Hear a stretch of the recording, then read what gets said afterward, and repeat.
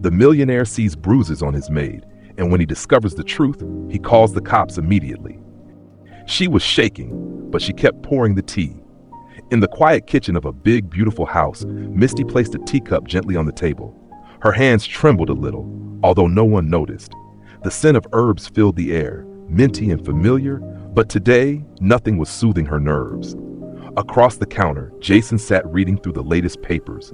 Tall, groomed, and always energetic, he wore one of those crisp suits exactly like in the magazines he read.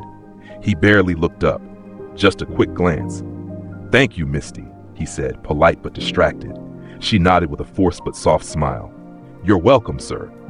She turned to leave, hoping to not get noticed. But just as she moved, a beam of light gleamed her face, and that's when everything changed. Just as Jason was about to take a sip, his head tilted and paused. His hand stopped midair. Something caught his eye. "Misty, what's that on your face?" he said, putting his cup down. She was startled. She didn't dare turn around. "Oh, this?" she said quickly, her voice barely audible. "I accidentally bumped into the edge of the cabinet while sweeping off the corners. It's nothing." But Jason had sharp eyes. He didn't believe her words just as easily. "Turn around," he said gently once again. She hesitated for a second. Her fingers gripped the apron like she was holding on to her dear life. "Misty, let me have a look," he said, gentler this time. Then she finally turned around. That's not from a cabinet." His expression hardened. Jason's breath caught. The bruise on her cheek was worse than he'd imagined. Deep purple, swelling around her eye, a faint cut on her lip. And when she shifted slightly, he noticed a red mark on her upper arm, just barely noticeable beneath her apron. Her eyes glistened with tears, but she looked up to not let her tears fall. "It's fine, sir. I don't want to talk about this." "You don't seem fine," he said, his voice sharp. "What happened, actually?" She clenched onto her apron tighter this time. "It's not really important," she said. I still need this job no matter." Jason stepped closer, his tone softening. "Misty, you've been part of this household for more than 3 years. You are a part of this family. Nobody is taking away your place. So why?" Her eyes welled with tears. The tears fell as her voice trembled. "It's my husband," she said. He didn't want me working here. Said his friends would make fun of him. This morning when I tried to leave, that's when." Her voice cracked. She covered her mouth, hiding a deep pain. Jason's jaw clenched, chest rising with rage. "How long has it been going?" he asked. She shook her head. "Please don't get involved. If he finds out, he'll cause a scene again. I don't want to lose my job."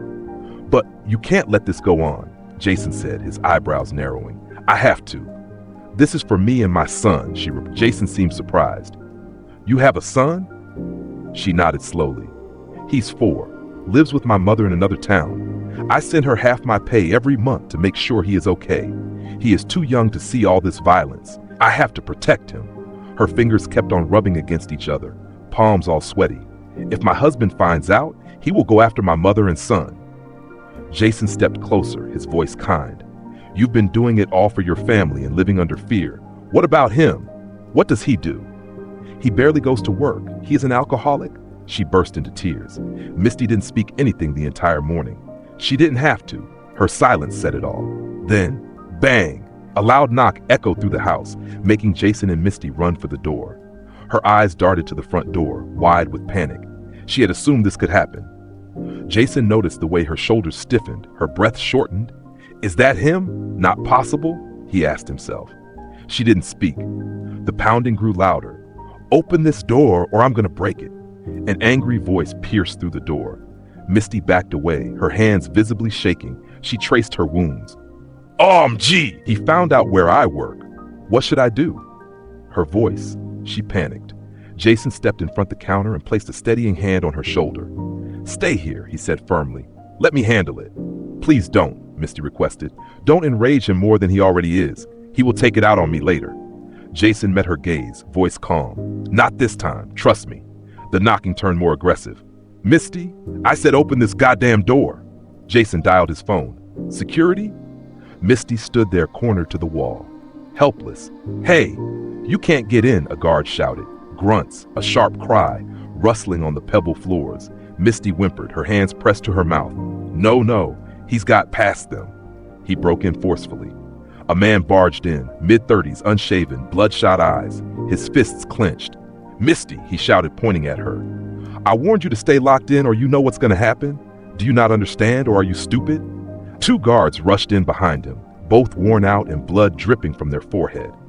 "He caught us off guard and barged in. Didn't see it coming. We're sorry, sir," the taller one said. Jason raised a hand, staring at the intruder. "It's okay. I've got this." Misty pinned to the wall, pleading, "Please, not here." The man's face twisted. "You're coming with me now," he yelled. "You think you're better than me? Making a joke of me in front of the whole world." Jason moved between them, blocking his view. "I've had enough of this," he said, voice cold. The man hissed, "This is a family matter. Stay out of it. She needs to obey me." Jason didn't flinch. "You lost the right to call her a family the day you hurt her." The man's eyes flared. "Just because you got the money doesn't mean you can take over my wife." Jason's voice stayed steady. "No, but you have crossed the limits already, having no amount of decency." With a shout, the man lunged. "Don't you dare try to teach me what's right." He tried to shove past Jason, but Jason didn't let it happen. He grabbed the man's arm, twisted it behind his back, and dropped him to the ground. Who knew Jason was this capable? "You want to be that manly, huh?" Jason whispered, his mouth inches from the man's ear. "Try it against someone like me." The husband groaned in pain, struggling, but Jason held firm. "Call the police," he ordered the guards. "Say he's trespassing, assaulting staff, and conducting an act of violence against a woman." "Yes, sir," one guard replied. Misty witnessed all this, frozen with fear and tears welling up in her eyes. Jason turned his head towards Misty. "It's over. You're safe now. He won't touch you again," he said softly. But Misty shook her head, crying silently. "You don't get it. He always finds his way out. Just like today, it'll happen again." Jason looked resolved. "Not this time." Within minutes, police cars screeched in front. Two police officers stepped in. Jason pinned the man on the ground with his knees firmly pressing on his back. "This is her husband," he said calmly. "He forced his way in, assaulted my staff, and has a history of abusing the girl behind me." Then the police took control. The husband shouted as they cuffed him. "He's lying. She's my wife. I can do whatever I want." "Say that to the prison walls," Jason said flatly. The officers hauled him out as he shouted protests that no one believed anymore. The door shut. Then Misty's knees gave out and she collapsed on the ground, covering her face with both hands. The sobs that had been locked inside came flooding. Jason crouched beside her, speaking gently.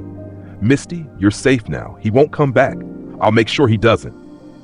Finally, she cried her heart out. Jason just sat beside her, not knowing how to comfort. Then she looked up, her voice faint. "You don't understand. He might bail out through connections. He always does. I've tried running away before, but somehow he always." Jason firmly kept his hand on her head. "Don't worry because I'm with you." Misty looked at him with swollen eyes. "Why are you going through such lengths for me? What's in it for you?" Jason's voice softened. "Because I've seen my mother face the same thing. I was helpless back then. She protected me till her last breath.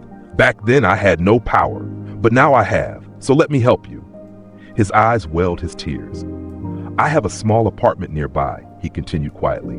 "It's safe there. Safety, support, and a fresh start. I'll help you," he said, wiping his tears. She couldn't speak, just nodded through her tears. She stayed the night in Jason's house.